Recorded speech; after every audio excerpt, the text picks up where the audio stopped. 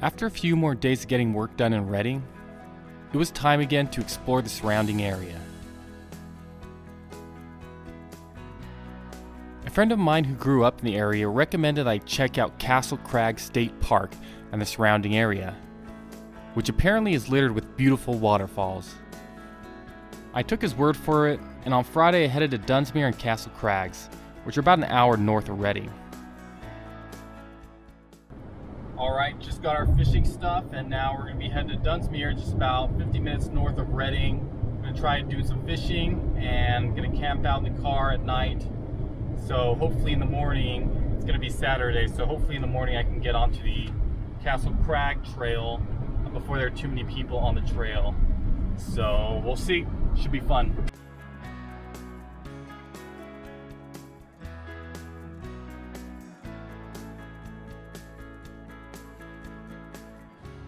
The town of Dunsmuir was very quaint and had a great small town feel to it. Had it not been for the pandemic, I probably would have loved spending more time on the Main Street area. I don't know why, but it definitely reminded me of the 80s movie Stand By Me, which is supposed to take place in Oregon. I looked it up online, and it actually turns out that some of the scenes, including the iconic train scene, were shot in the surrounding area. As the sun started to set, I searched around for a good area to sleep for the night. While I was searching, I encountered some deer, which was nice, and one of the items on the checklist of things I wanted to experience on this trip. Hopefully the first deer sighting of many to come. Eventually, I just settled on a small turnoff on the side of the road, overlooking a nice little stream. It's nothing quite like the sound of running water when you're trying to go to sleep. Since my car had limited room and I have a lot of belongings, I was forced to place some of my items outside the car so I'd have enough room to sleep. I've been trying to purchase a cargo carrier for weeks, but the COVID situation had caused major shortages with roof racks that would fit my car. For the time being, I just have to hope that no person, bear, or person-bear hybrid whose name rhymes with Maskwatch would come to investigate my stuff. Once I woke up in the morning, I wasted no time getting to the entrance of Castle Crags State Park. Due to the pandemic, there's no parking inside, but I was able to park just right outside the park and walk my way in. Although the first half of the 4-mile hike up was shaded, the humidity made it feel exceptionally hot. Once I was able to get past the foresty part, I was rewarded with a great view of the big granite protrusions that make Castle Crags so spectacular. I thought that getting out of the foresty area was going to cool me down, but boy was I wrong. Without much shade on the second half of the hike, the sun can just beat right down on you. If you decide to do this hike, I'd highly recommend a long sleeve shirt, a hat, and a neck gaiter if you plan on spending any significant time near the top. Yeah. Along the way, I encountered some guys hiking up to do some rock climbing on many of the steep faces of the area. As difficult as this hike could be at times, I can only imagine what it would have been like with 40 pounds of rope on my back. Now, once you take the trail toward the top of Castle Crags, you get to decide if you actually want to climb up the domes at the top.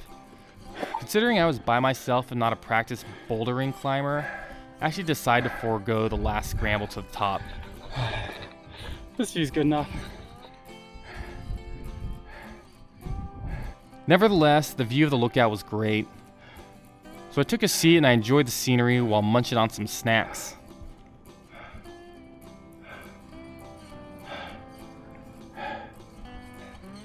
Exhausted.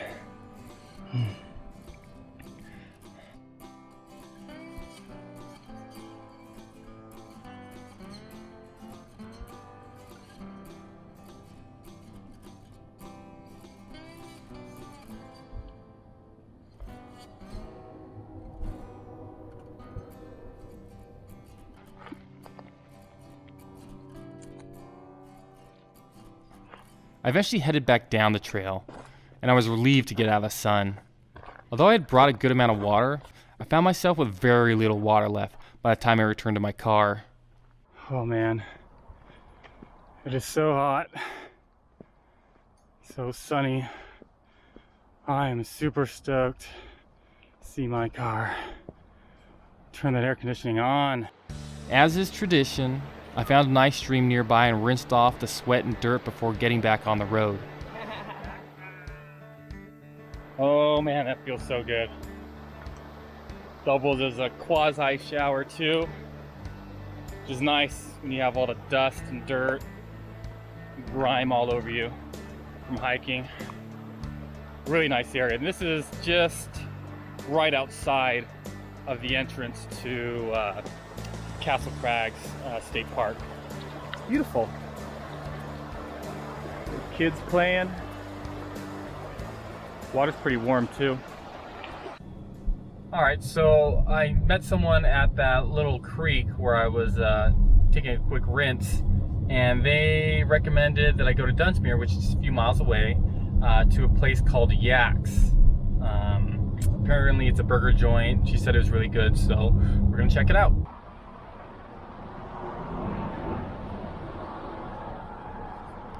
And once I got there, I was able to enjoy a nice barbecue burger and a beer. Felt like I was in heaven.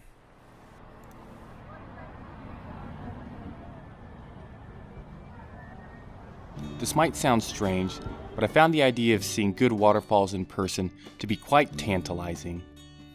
Primarily because I haven't visited any real remarkable waterfalls in the past. As much as I love San Diego, it's not really known for its waterfalls.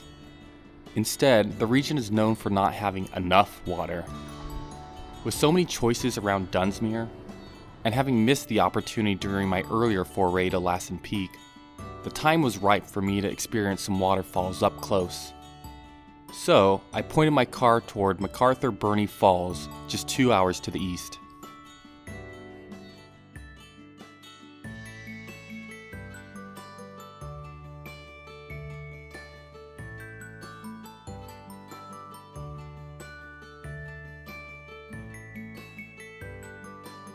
Alright, so I had a little extra time. I was able to go to Redding and get a new drone because the drone I had water damage. So I decided I would start a little bit of a mini trip, hit a few of the waterfalls in the area. So first one is about an hour and a half northeast of Redding, and it's called Burney Falls, and it looks spectacular.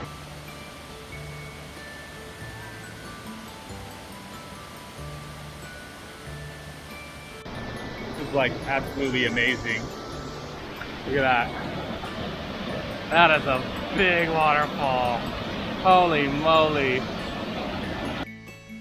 So, the thing about waterfalls in the Pacific Northwest, they may be beautiful, but their water is usually coming off the snowmelt and the glaciers nearby, which means their temperature is close to the freezing point. Still, over the years I've found myself becoming a bit of a sucker for a good polar bear plunge.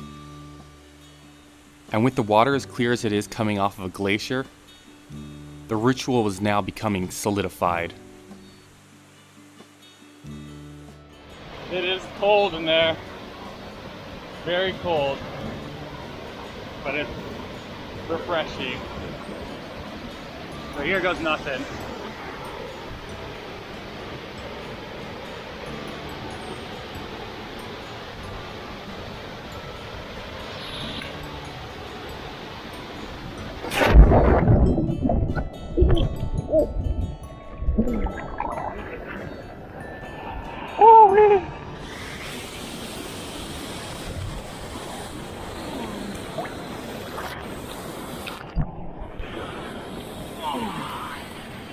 Holy moly, that's cold. With as much fun as MacArthur Burney Falls was, it only made sense to check out some of the other waterfalls nearby. The most obvious choice was a trio of them called McCloud Falls, which was just a bit to the north and near Mount Shasta. I decided to head on up and arrived to the area just after nightfall.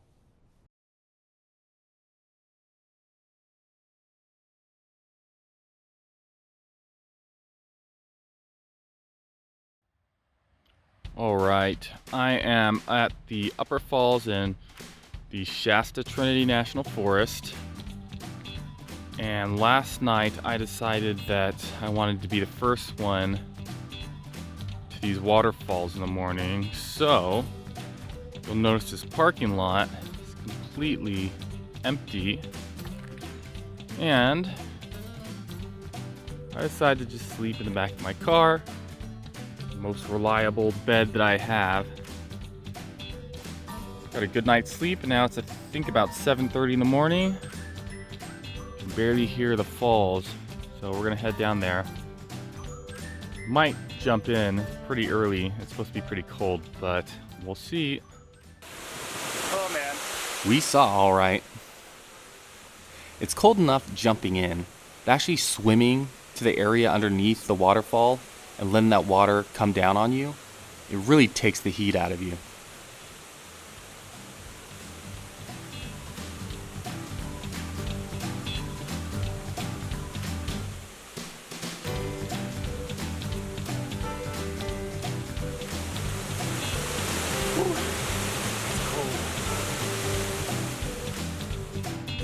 On the way out from the waterfalls, I just had to stop for a photo op with Mount Shasta in the background. The mountain is so prominent in the area that sometimes it feels like you can see it no matter where you are. And the old abandoned railroad area I found in McCloud just gave the perfect rustic feel that I was looking for.